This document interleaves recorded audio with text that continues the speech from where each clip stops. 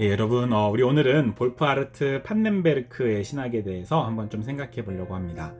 일반적으로 개혁파 신학만 놓고 보는 건 아니고요. 일반적으로 20세기 전반기에 유명했던 영향력 있었던 현대 신학자를 꼽자면 칼바르트, 루돌프 불트만, 그리고 폴 틸리히 정도를 꼽을 수 있겠죠.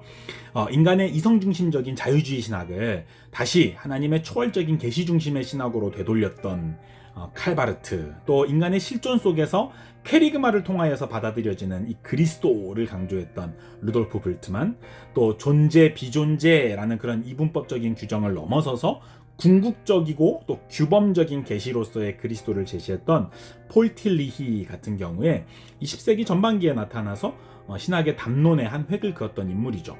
물론 우리 개혁파의 입장에서 이분들의 신학을 그대로 수용하기는 어렵습니다. 그러나 긍정적으로든 부정적으로든 이분들이 신학의 시대적인 흐름을 전환시켰던 신학자임을 우리가 부정하기는 어렵죠. 20세기 후반기에 들어서서 20세기 후반기의 현대신학에서 그런 신학자를 찾아본다면 아마 오늘 제가 소개하려고 했던 볼프하르트 판넨베르크는 빠지지 않고 들어갈 겁니다. 이분은 20세기 후반기에 활동하셨던 분이고 2014년에 돌아가신 그런 독일의 루터교 신학자거든요. 판넨베르크는 이 신학이라고 하는 것이 교회의 권위나 신앙에 호소하는 일반적인 변론이 되어서는 안 된다라고 본 거예요. 그러니까 그냥 믿어라라고 주장해서는 안 된다. 그러니까 그 정도의 신학이 그 정도의 위치에 있는 것이 아니다라고 보는 거죠. 그리고 신학이 절제되고 정돈된 지식이 되어서 현대의 지성적인 대화에 신학이 참여할 수 있어야 된다라고 생각했어요. 그런데 그런 그의 이런 방식은 현대의 지성적인 대화에 참여하려고 했던 그 판넨베르크의 방식은 기독교 신앙을 그 합리성, 인간의 이성의 합리성에 끼워 맞추려고 했던 근대의 자유주의자들의 방식과는 전혀 달랐습니다. 이 판넨베르크는 인간의 이성, 또 인간이 이성이 말하는 합리성 그 자체를 다시 정의하기를 원했어요. 판넨베르크는 인간이 이성으로 합리적이다라고 생각하는 것 그 자체가 결코 절대적이지 않는 것이다 라고 본 거죠. 그러니까 나에게는 합리적인데 저 사람에게는 합리적이지 않을 수 있는 거예요. 오늘은 합리적인데 내일은 합리적이 아닐 수도 있고요. 어제는 합리적이 아닐 수도 있는 거죠. 그러니까 이 합리적이라는 것이 결코 절대적인 것이 절대적인 기준이 될 수 없다라는 것이 이 판넨베르크의 주장이에요.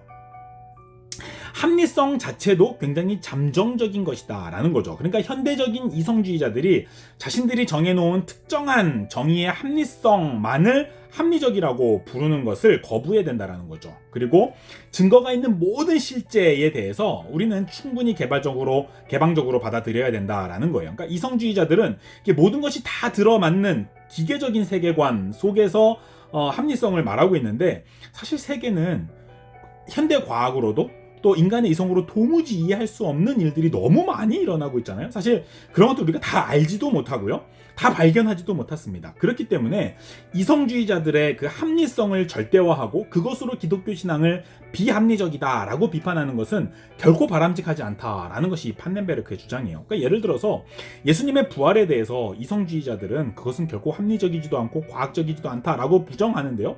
그러니까 그런 이성주의자들의 예수님의 부활에 대한 비판 자체를 우리는 거부해야 된다는 거죠. 그러니까 예수님의 부활에 대해서 너희들이 생각하는 그 기계적인 세계관에서는 이해하지 못할 수 있겠지만 우리가 가지고 있는 증거로는 충분히 납득할 수 있고, 우리가 생각할 때는 예수님의 육체적인 부활도 충분히 합리적이다 라고 받아들일 수 있다라는 겁니다. 왜냐하면 그 합리성이라고 하는 그 기준 자체가 결코 절대적이지 않기 때문에 그런 거죠. 사실 판넨베르크의 이런 주장의 배후에는 20세기 이후에 양자물리학이라든지 또 상대성 이론이 등장하면서 우리가 생각하는 그 과학이라고 하는 것도 결코 절대적이지 않다, 결코 중립적이지 않다라는 것을 발견하였기 때문일 거예요. 거기에 대한 이제 배경이 좀 있는 거죠. 그러면서 이 신학을 이성의 영역에서 배제하려는 현대 이성주의자들의 노력에 대해서 이 판넨베르크는 이 이성주의자들의 패러다임 자체부터 이제 뒤흔들어 버리는 거죠. 그러니까 너희가 합리성이라고 주장하는 것 그 자체가 결코 절대적이지 않다라고 보는 거예요. 그렇기 때문에 신학도 얼마든지 이성의 영역에서 너희들과 대화할 거다라고 이야기하는 거죠. 너희들이 강요하는 합리성으로 무신론이 절대적이다라고 주장하지 말아라라는 거죠. 그것을 얼마든지 과학적으로 합리적으로 우리는 거부할 수 있다라는 겁니다. 우리는 일반적으로 합리성, 뭐 이성 이러면은 신학에 대해서 또는 믿음에 대해서 이렇게 배치되어 있는 것이라고 생각하지만 사실은 이성주의자들이 생각하는 그 합리성 자체도 결코 절대적인 것이 아니다라는 거죠. 그러니까 그것부터 우리는 거부해야 된다라는 거예요. 그러니까 우리도 합리적이다라고 생각해야 된다라는 거죠. 우리 기독교 신학 자체도 얼마든지 이성적으로 대화할 수 있다라는 겁니다. 너희들과 우리의 기준이 다른 것이다라는 거죠.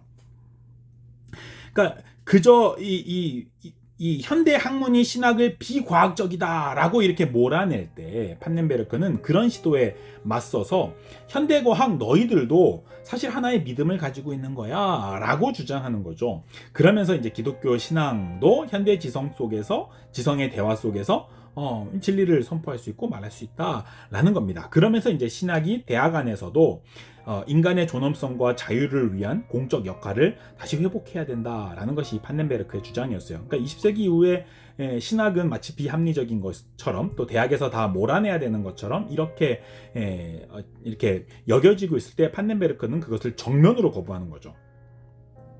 사실 저는 이제 개혁파 신학을 공부하는 사람이니까 판넨베르크의 이런 주장을 다 수용하지는 못해요. 판넨베르크의 신학 전체를 다 수용하지는 못하지만 우리가 믿는 신앙은 비과학적이다라고 생각하는 이 현대 이성주의의 흐름에 어떤 회피하거나 변명하는 것이 아니라 또는 그들과 타협하는 것이 아니라 우리가 믿는 신앙이 비합리적이다라고 주장하는 현대 이성주의에 정면으로 맞서서 그들의 프레임을 공격하는 이런 시도는 굉장히 우리가 조금 배울 만한 것이 있다라고 생각을 해요.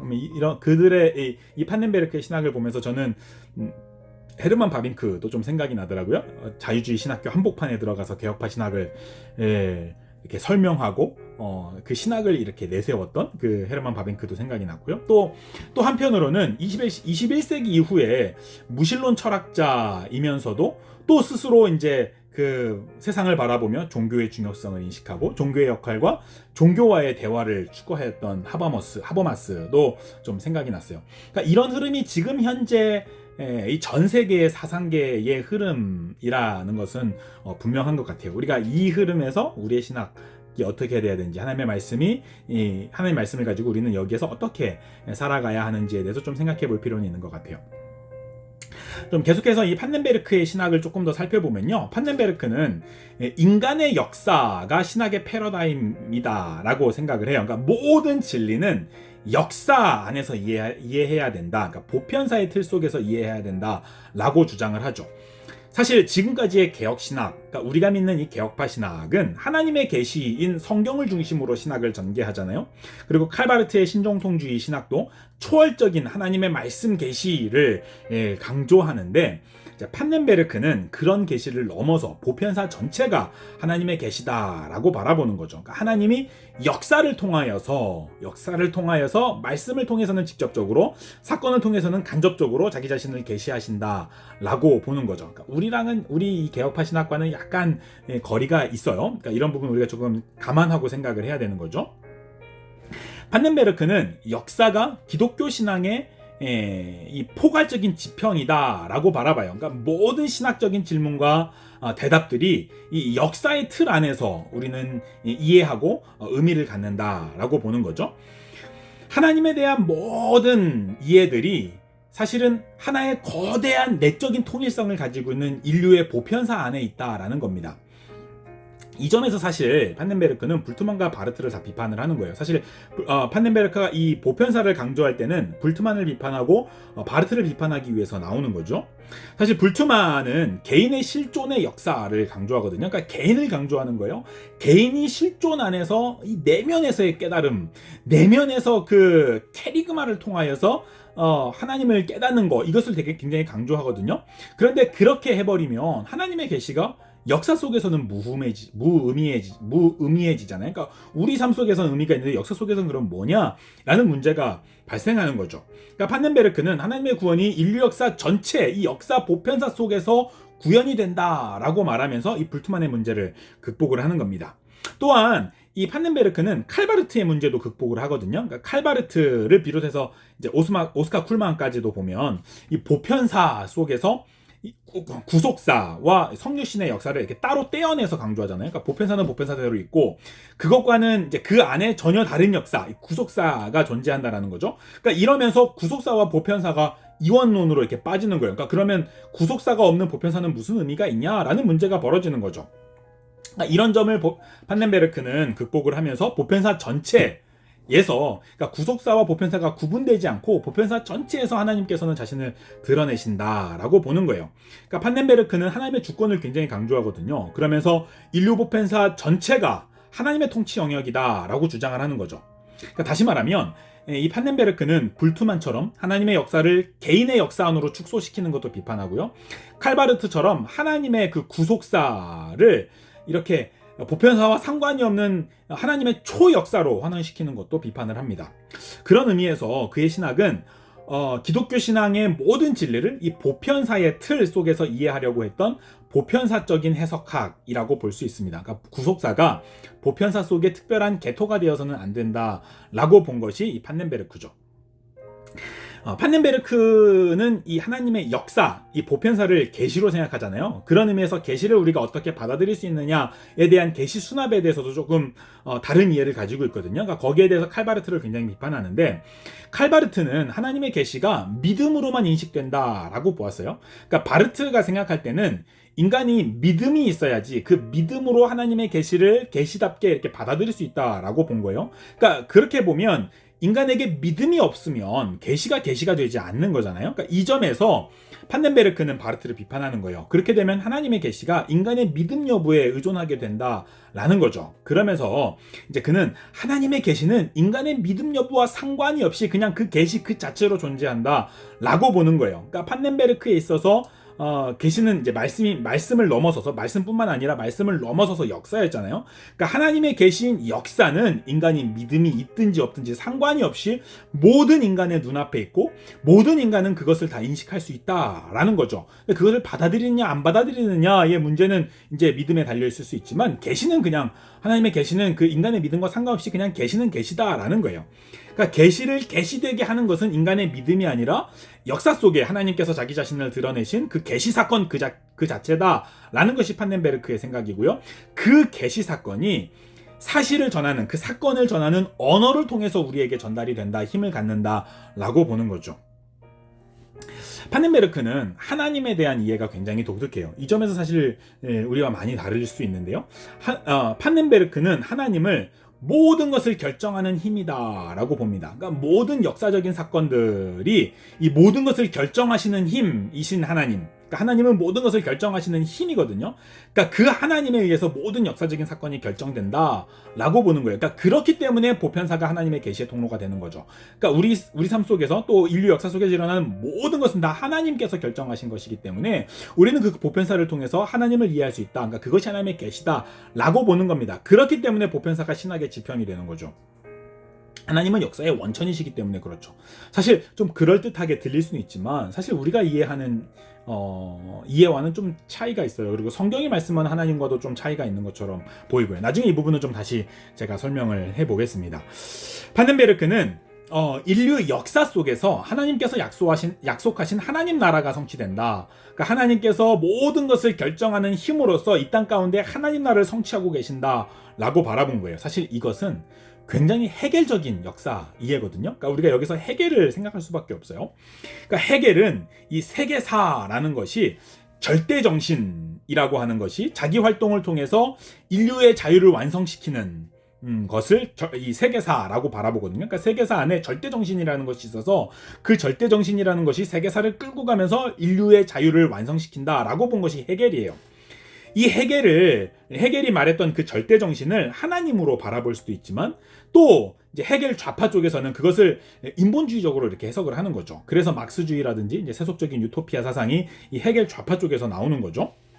그런데 판넨베르크는 이 세속적인 이 헤겔 좌파적인 사상이 역사의 잠정성을 간과했다. 그리고 역사의 잠정성을 완전하고 절대적인 것으로 이해했다라고 이제 비판을 해요. 그래서 자기교만과 폭력이 나타났다라는 거죠.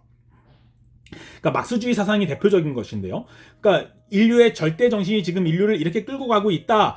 라고 스스로 생각한 거예요. 스스로 이제 인류가 자기 멋대로 생각하고 자기 멋대로 그것을 규정하고 그것을 절대화해버린 거죠. 그래서 막스주의 사상이, 이 공산주의 사상이 인류 역사 속에서는 자기 교만과 폭력의 권위주의적인 독재 권력으로 발전하잖아요. 그러니까 이것이 헤겔 좌파의 잘못된 이해다라고 생각한 것이 이제 판넨베르크죠. 판넨베르크가 볼 때는 인류 보편사 속에서 일어나는 모든 사건들 인류가 이해할 수 없다라는 거예요. 그러니까 그 흐름 자체를 인류가 다 이해할 수 없다. 인류 보편사 속에서는 인류가 도무지 이해할 수 없고 도무지 연속성을 이해할 수 없는 수많은 사건들이 있다라는 거죠. 그러나 그 배후에는 모든 것을 결정하시는 힘이신 하나님이 계신다라고 보는 거예요. 그러니까 이게 좀 차이가 있는 거죠. 그러면서 판넨베르크는 인류 보편사의 완성이 예수 그리스도를 통하여서 이루어진다라고 보는 겁니다. 그러니까 역사라고 하는 것이 사실은 우리가 역사 중간에는 우리 인류는 도무지 이 역사를 이해할 수 없다라고 봐요. 이것의 의미를 우리가 다 이해할 수 없다라고 보는 거죠. 역사의 끝에 가서야 이것이 이런 의미였구나 라고 이해할 수 있는 거잖아요. 그런데 그 역사의 끝에 가면 예수 그리스도께서 계실 것이다 라는 거예요. 예수 그리스도께서 역사를 완성시킬 것이다 라는 거죠. 그것이 사실 기독교 신앙의 핵심이고요. 그런데 앞으로 그 역사의 끝에 이루어질 역사의 완성이 이미 역사 안에 일어났다라는 거예요. 그것이 바로 예수 그리스도의 오심이죠. 판넨베르크가 생각할 때 역사의 완성 때에는, 역사의 끝에는 모든 죽은 자들이 부활하고 하나님의 최후 심판이 이루어지고 하나님께서 자기 자신을 온 피조물 가운데 드러내시면서 모든 것에 있는 모든 것이 하나님이 되시는 거죠. 하나님이 모든 것 가운데 모든 것이 되시는, 그러니까 에베소서에서 말씀한 것처럼 이제 모든 것을 다 통일시키는, 하나님께서 모든 것을 다 통일시키는 바로 그때가 역사의 종말이다 라고 보는 거예요, 판넨베르크가요. 그런데 예수 그리스도께서 처음 오셨을 때에 바로 그 사건이 다 일어난 거죠. 예수 그리스도께서 먼저 죽은 자들 가운데서 부활하셨고요. 그리고 그리스도께서 이미 세상을 심판하셨고요. 그리스도 안에서 모든 것이 하나님이 이제 계시가 되었고요. 그리고 그리스도 안에서 모든 것이 다 이미 통일된 거예요. 그러니까 판넨베르크가 생각할 때는 역사의 종말에 일어나야 할 그 역사의 완성이 이미 예수 그리스도를 통하여서 이미 이 땅에서 이루어진 거죠. 그러니까 예수 그리스도의 부활과 함께 역사의 종말이 이미 앞당겨서 일어난 겁니다. 사실 이 점에서 오스카 쿨만이 이야기했던 이미 그러나 아직 아니의 이 역사 이해와 굉장히 일맥상통하죠. 그러나 이제 쿨만이 볼 때는 예수 그리스도께서 역사의 정점이다라고 이해를 한 반면에 판넨베르크는 예수 그리스도의 그 사건이 역사의 종말에 일어날 일인데 그것이 이미 이루어졌다. 라고 이제 바라보는 차이가 있는 거예요. 그러니까 이 부분에서는 조금 비슷하지만 또 약간의 차이가 있는 거죠. 판넨베르크는 자연과학에 대한 이해에 있어서도 굉장히 좀 독특한 견해를 가지고 있어요. 그러니까 판넨베르크는 자연을 동일한 질서의 반복이다 라고 바라보거든요. 그러니까 태양이 매일 아침 동쪽에서 뜨고 서쪽에서 지는 것처럼 동일한 질서가 계속 반복되고 그것을 관찰하는 것이 이제 자연과학이다라고 보는 거죠. 그런데 역사는 미래의 목적, 그러니까 역사의 종말, 예수 그리스도께서 성취하실 그 역사의 완성을 향하여서 나아가는 이제 선적인 과정이에요. 그 선적인 과정 가운데 자연이 있고 이 자연은 동일한 질서가 계속 반복되고 있는 거죠. 그리고 그것을 관찰하는 것이 자연과학이다라고 보는 것이 이제 판넨베르크의 이해인 겁니다. 그런데 이 역사의 모든 것, 이 가운데 일어나는 모든 것, 자연을 포함한 모든 것을 결정하는 힘이 바로 하나님이시고 그 하나님이 이 자연의 창조자이시고 동일한 질서를 이 자연 속에서 일어나는 동일한 질서를 반복하게 하고 계시는 분이 하나님이시라는 거죠. 그 하나님이 이 자연을 계속 동일한 질서를 반복하게 하시면서 역사의 종말로 끌고 가고 계시는 거죠. 그런 의미에서 자연이라고 하는 것은 자연과학만이 이해할 수 있는 자연과학의 전유물이 아니다라고 강력하게 주장하는 거예요. 그러니까 자연에 대한 자연과학적인 지식과 자연에 대한 신학적인 지식이 통합되어야 한다. 그래야 자연을 제대로 이해할 수 있다라고 주장하는 거죠. 그러면서 이제 판넨베르크가 생각할 때 자연과학이라고 하는 것이 자연 세계에서 일어나는 수많은 사건들, 수많은 규칙들을 정리한 거잖아요. 그런데 사실 자연과학이 지금까지 정리한 어떤 규칙보다도 훨씬 더 많은 사건들이 자연 속에서 일어나고 있다라는 거예요. 그러니까 우리가 사실 자연 잘 모른다라는 거죠. 그리고 도무지 인간의 이해로는 이해할 수 없는 우발적인 사건들도 너무 많다라는 거죠. 자연 안에서요. 그러니까 자연과학의 교만을 지금 비판하고 있는 거예요. 그러면서 판넨베르크는 그것이 사실은 하나님의 창조적 자유의 우발성 안에 있다라고 바라보는 거죠. 그러니까 자연과학의 기계적인 절대성, 자연과학은 관찰하고 그 관찰된 것이 다시 반복해서 끊임없이 일어난다라고 바라보고 있지만 사실은 자연과학이 이해할 수 없는 자연이 훨씬 더 많이 있다라는 것이 판넨베르크의 생각이에요. 그러면서 이제 자연을 제대로 이해하기 위해서는 자연을 만드신 창조주 하나님의 자유, 창조주 하나님께서 만드신 그 자연의 우발성에 대해서 함께 좀 생각을 해야 된다라는 거고요. 그리고 하나님께서 끌고 가고 계시는, 역사의 종말을 향하여서 끌고 가고 계시는 그 역사의 목적을 함께 생각해야 된다라는 것이 이제 판넨베르크의 생각이죠. 이러한 판넨베르크의 사상을 우리가 조금 생각을 해보면요. 계몽주의 이후에 이제 현대 학문의 흐름에서 사실 신학이라고 하는 것이 굉장히 위축되고 있었거든요. 하나님의 자리, 또 신학이라고 하는 것이 이 합리적인 인간은 도무지 이해할 수 없는, 그러니까 합리적인 인간이 다룰 수 없는, 이거는 학문이 아니고 어떤 미신처럼 이렇게 취급되고 있는 그런 지금 현대의 분위기, 이제 근대 이후의 분위기 속에서 판넨베르크는 신학의 자리, 그리고 하나님의 자리를 다시 이 학문의 자리에 올려놓으려고 했던 그런 가치가 있는 거예요. 그러니까 예수님의 부활 사건에 대해서 사실은 현대 학문들은 이제 거부를 했고요. 그거는 신화적인 일이야라고 거부했고, 또 자유주의 신학자들도 그것을 뭐 비신화하라고 생각하면서 이것을 자꾸 현대 학문의 현대 합리성에 이렇게 끼워 맞추려고 타협했잖아요. 그러니까 이런 것들에 대해서 다 비판하는 거예요. 그러면서 판넨베르크는 예수님의 부활을 역사적인 실제 사건이다 라고, 우리가 학문적으로 합리적으로 얼마든지 옹호할 수 있다 라고 주장을 하는 거예요. 그러니까 패러다임 자체를 뒤바꿔 버리는 거죠. 그러니까 너희들이 가지고 있는 그 합리성 자체가 하나의 신앙이야 라고 이야기하는 거예요. 그러니까 우리도 신앙을 가지고 너희도 신앙을 가지고 있다 라는 것이 이제 판넨베르크의 생각이죠. 그러면서 또 판넨베르크는 굉장히 거대 담론들을 많이 말하면서 이제 조직 신학 전체의 이제 거대 담론의 큰 틀을 이렇게 말하거든요. 그래서 판넨베르크의 신학을 공부하면 굉장히 이 신학적인 이 사상이 굉장히 웅대해진다, 뭐 이런 평가를 받는 그런 굉장히 큰 생각을 했던 신학자임은 분명한 것 같아요. 그러나 이제 우리가 개혁파 신학을 하는 사람으로서, 또 현대 이제 더 판넨베르크의 이후에 있는 사람으로서 우리가 생각할 때 조금 또 우리가 극복해야 될 문제들을 또 말하지 않을 수 없는 거죠. 우선 좀 그런 것을 좀 생각해 보면, 판넨베르크의 문제를 좀 생각해 보면, 이제 모든 것을 결정하는 힘이라는 판넨베르크의 하나님 개념이 과연 성경적이냐 라는 것을 우리가 좀 생각해 볼 필요가 있을 것 같아요. 물론 하나님은 전지전능하시고요, 모든 것을 하나님의 뜻 가운데 이루어집니다. 모든 것이 다 하나님의 뜻 가운데 이루어지죠. 그러니까 그런 의미에서 모든 것을 결정하는 힘이 하나님이심은 분명해요. 그러나 이 모든 것을 결정하는 힘이라는 개념으로 하나님을 생각하면 죄도 하나님이 결정하시는가? 라는 문제도 생기고요. 인류의 비극을 초래한 수많은 악들도 하나님이 결정하셨는가? 라는 신정론적인 문제가 발생하죠. 그러니까 이 문제에 대해서 사실 판넨베르크는 하나님의 통치가 미래로부터 현재에 오기 때문에 하나님의 통치가 현재에 온전하게 이루어지지 않았다라고 해명을 해요. 그런데 과연 성경이 말씀하는 하나님의 통치가 미래로부터 현재로 끌어오는 개념인지에 대해서는 조금 의문이에요.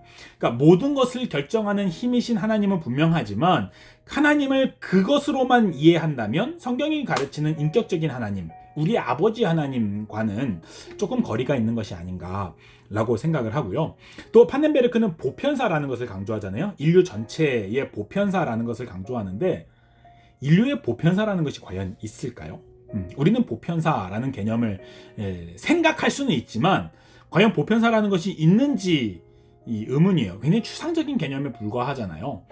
인류의 보편사를 어떤 사람은 이렇게 생각할 수도 있고 어떤 사람은 다르게 생각할 수도 있어요. 그리고 그러니까 이게 일반화의 이제 오류에 빠질 수 있는 거죠. 사실 보편이라는 개념이 우리의 이 인류 역사 속에서 굉장히 강한 자들의 이데올로기, 그러니까 강한 자들이 약한 자들을 지배하는 이데올로기로 이용될 때가 되게 많았거든요. 그래서 이런 부분은 우리가 좀 이해하기 어려워요. 그러니까 사실 독일 신학자로서 판넨베르크가 생각하는 보편사는 서구 중심적인 사고관에 갇혀있는 역사 관점일 가능성이 굉장히 많거든요.